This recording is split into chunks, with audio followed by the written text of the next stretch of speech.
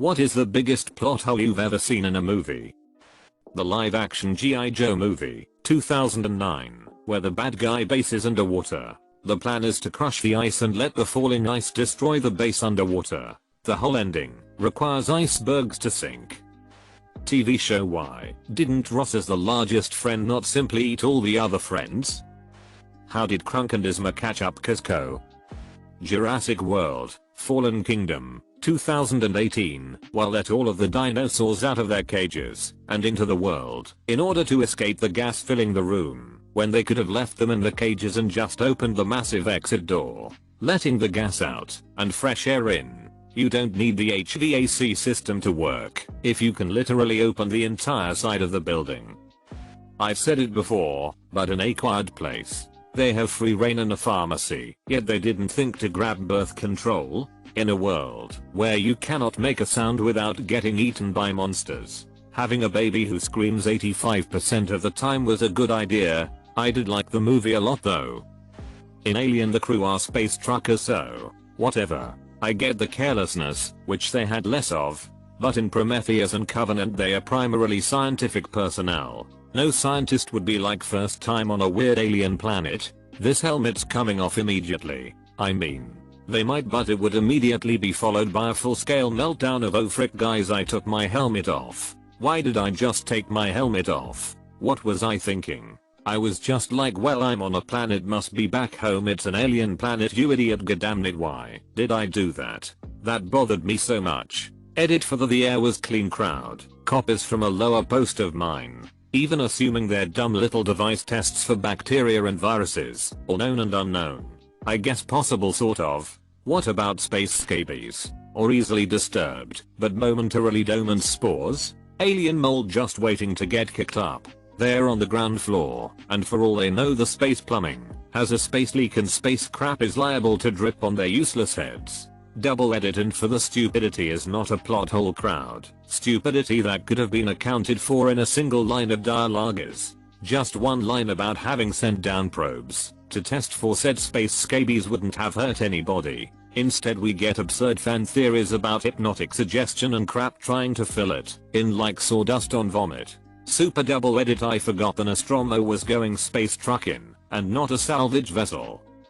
Tim Burton's Alice in Wonderland had a scroll that predicted the future. However, literally no one knew the Red Queen was going to use the Jabberwocky to attack the White Queen on the day she lost her crown. It's not really necessarily a plot hole, but it bothers me to an unreasonable degree that in Harry Potter and the Prisoner of Azkaban, in the first 2 minutes of the movie we see Harry using the Loomis charm to read his school books by Wandlight, when it has been clearly established in Chamber of Secrets that he isn't allowed to use magic outside of school. He is very aware of this rule, as are the Dursleys. This is even reinforced like 5 minutes later when he accidentally blows up Aunt Marge and runs away because he believes the Ministry is coming to arrest him and snap his hand in half. I get that it's a light-hearted movie, but in Back to the Future there was no reason for Marty to start fading away if he was bound to succeed. At the dance, when his parents are getting close, a guy gets between them which causes Marty to start dying. Seconds later the dad shoves him off, which brings Marty back. This means there was never any real risk of interference. Plus Marty didn't do anything to cause or save it, so it's not like it was extra conflict. The whole fading away was cool and all, but it really doesn't make any sense. Ant-Man. The whole thing about Ant-Man shrinking is that he maintains the mass of a man. Just the space between the atom's nucleus and the electron cloud shrinks. This means that, even though he is tiny, he still weighs the same. Can still punch like a full-grown man. Cut to a Shaman tank on a keychain. It would weigh as much as the full-size tank. Just ruins his whole power. Superman Returns. You mean Superman is walking on kryptonite and nothing happens? If you're hiding Luke Skywalker from Anakin Skywalker, why take him back to Anakin's planet and keep the name Skywalker? Why didn't R2-D2 speak up about Darth Vader? In Toy Story, if Buzz doesn't know he's a toy, why does he pretend to be inanimate around people alongside all the others? Every zombie movie, the greatest combat fighting force in human history defeated by unarmed slow-moving infantry. Disgraceful. Why would the aliens from Signs visit a planet that's covered in mostly water if they are allergic to water? Even just running around cornfields at night. Surely there's condensation on the corn stalks from the temperature dropping below the dew point at night. Why didn't Ariel just write out, "Hey Eric, I'm the girl who saved your life"? She obviously was literate with how elegantly she signed her name on that contract with Ursula. In Back to the Future 2, when old Biff went back in time to give young Biff the almanac, he would have changed the timeline at that instant, not 3 years later when he turned 21 and placed his first bet. He shouldn't have been able to travel back to the original 2015 and return the DeLorean to Marty and document how the twins didn't know Ron was sleeping with a grown man after using the map. During the No Kate scene from The Incredibles, the plane that Stratogale gets sucked into appears to be an early model A340, even if it was a 707, the first commercial jet plane to have that engine layout. The timing is off due to the event taking place on April of 57 and the 707 first flying in December of 57. If E.T. can levitate himself and a bunch of kids on bikes, why didn't he just levitate himself back over to the mothership while he's being chased in the opening scene? Harry Potter and the Prisoner of Azkaban. The existence of the time turner breaks the logic of every other story in the series. Why not introduce it earlier? Why not use it in the future? If jumping to hyperspace cuts ships in half, why wasn't the Rebel Alliance doing this all along? Also, why the hell didn't they just tell Poe the plan from the beginning? How did that hacker guy know the rebels were hiding? Why didn't the rebels jump their other ship at the Imperials to begin with? The never-ending story. Blatant false advertising. Why didn't Thanos just double the resources? No one mentioned the 26-mile long runway in Fast and Furious 5. In Twilight, one of the teen vampires who goes to high school can't really control himself around the smell of blood and the others struggle. The school is full of teen girls who surely all get their periods, many of them are probably even synced up, making the smell of blood even stronger. So how TF does that work? Not a major plot hole, but the movie was terrible and it still infuriates me. Slight arrogant spoilers. In the book, character dies because no one with the right knowledge/power is there to save him.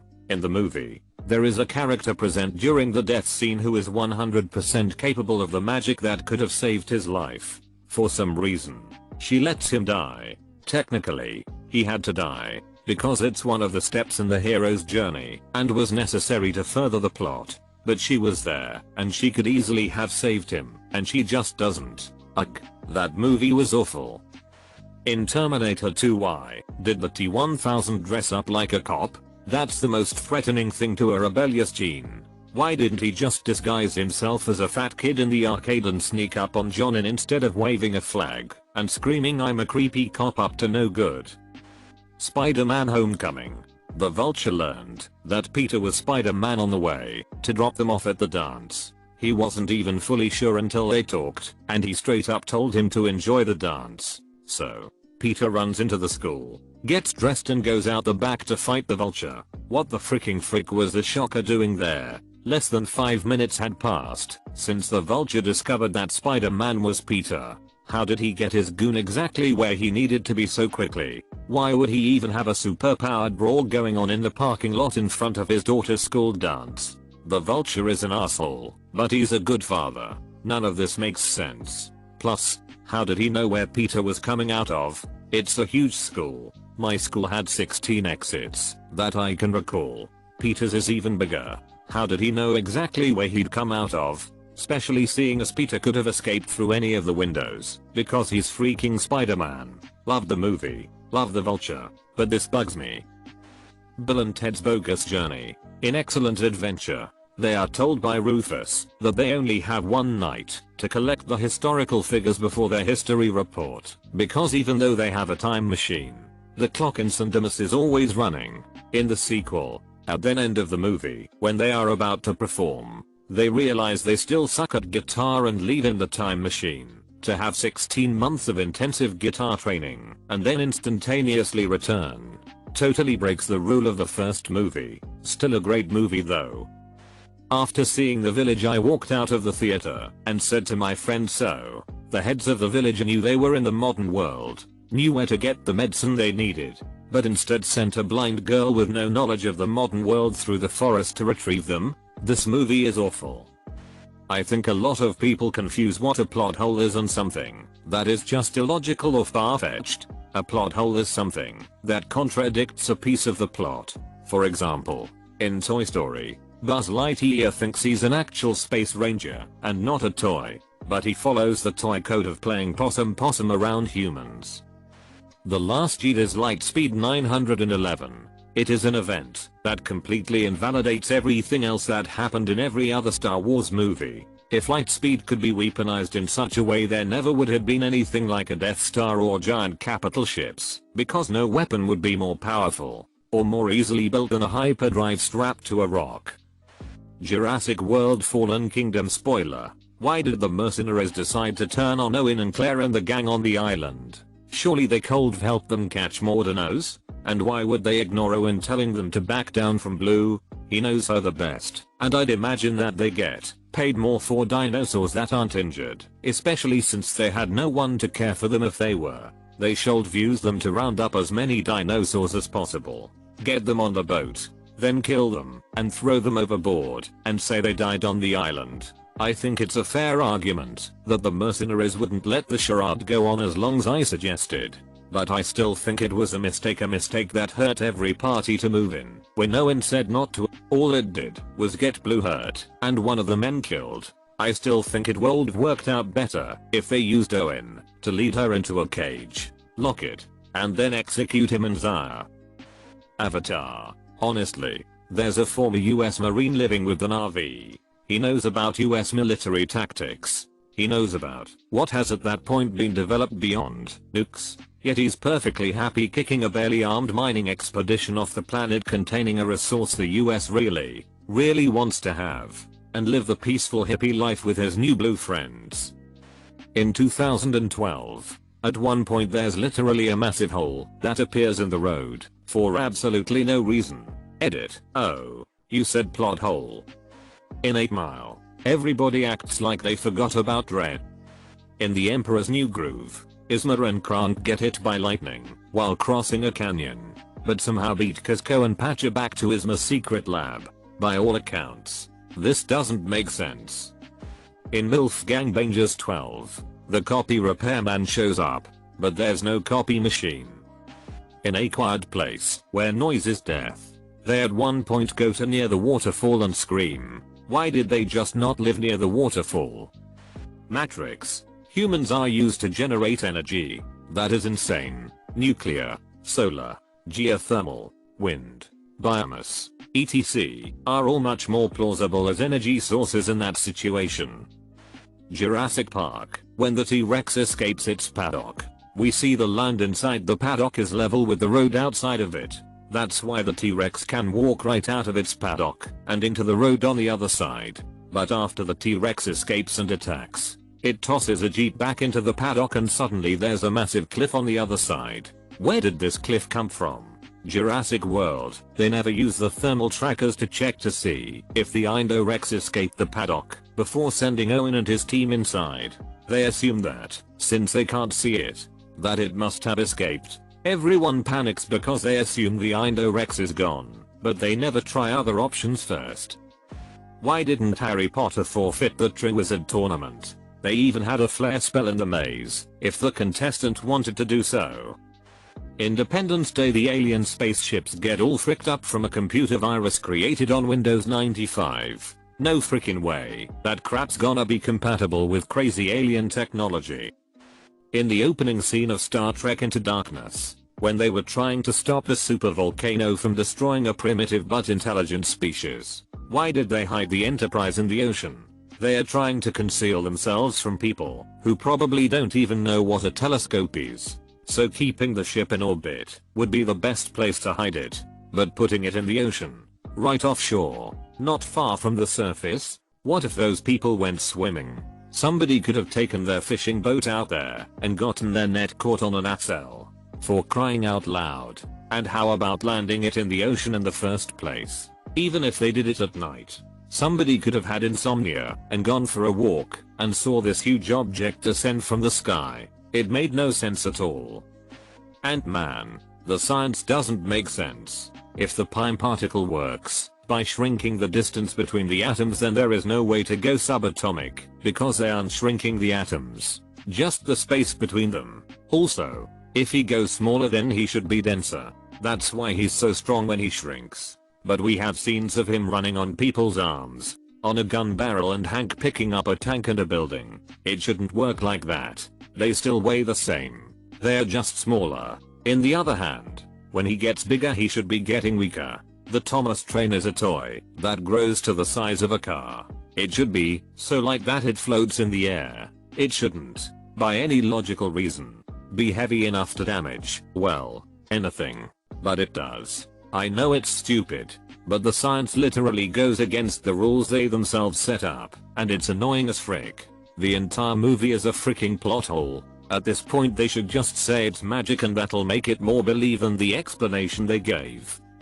In the Maze Runner, why not build to a ladder and walk along the top? Or just build a tall scout tower and see how the maze changes? Or bust the wall where the gates slide close to break whatever keeps them from closing?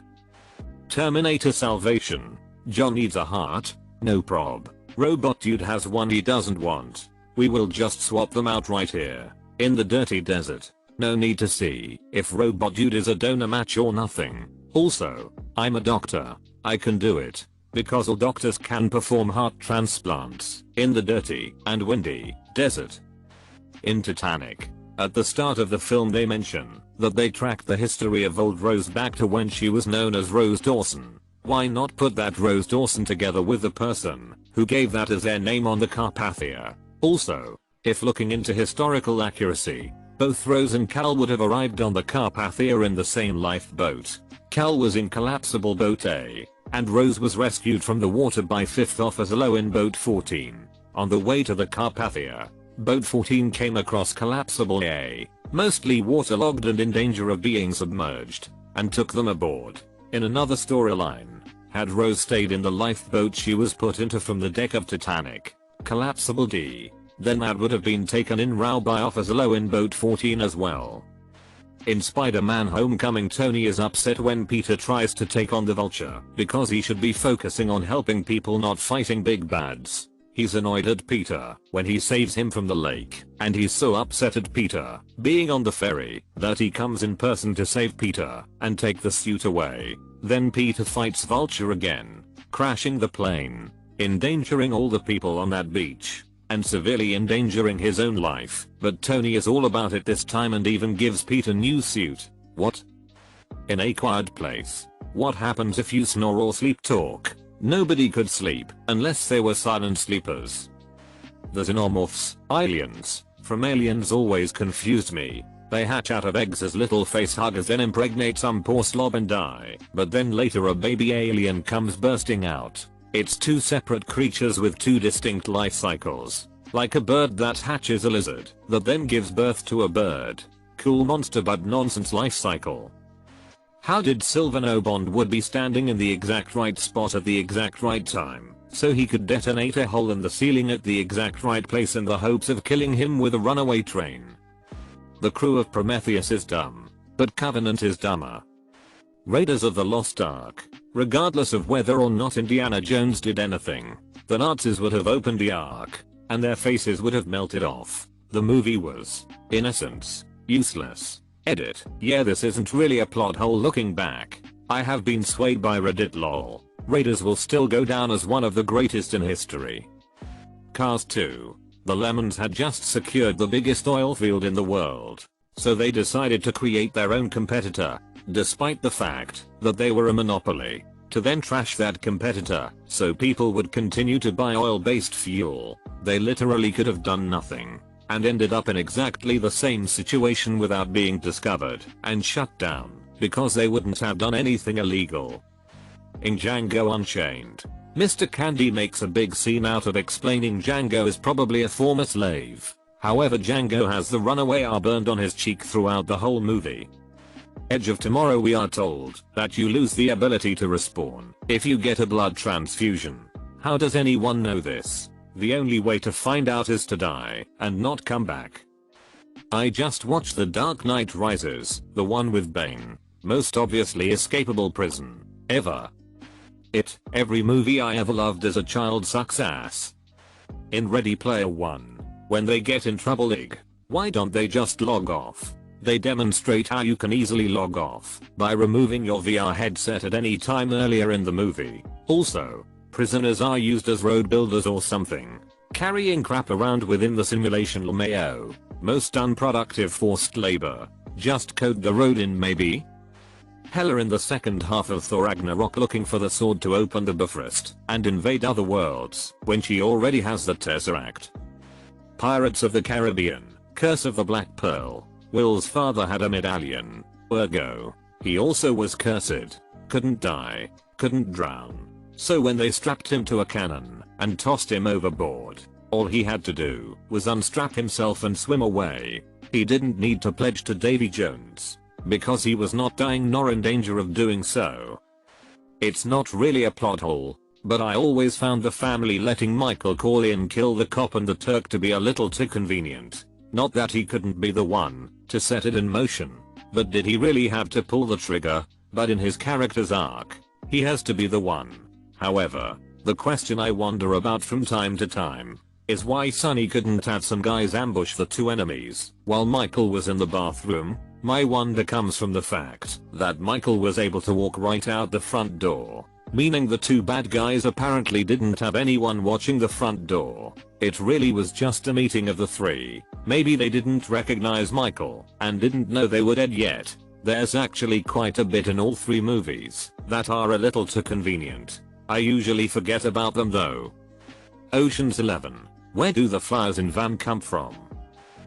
Make sure to like and subscribe so we can watch together.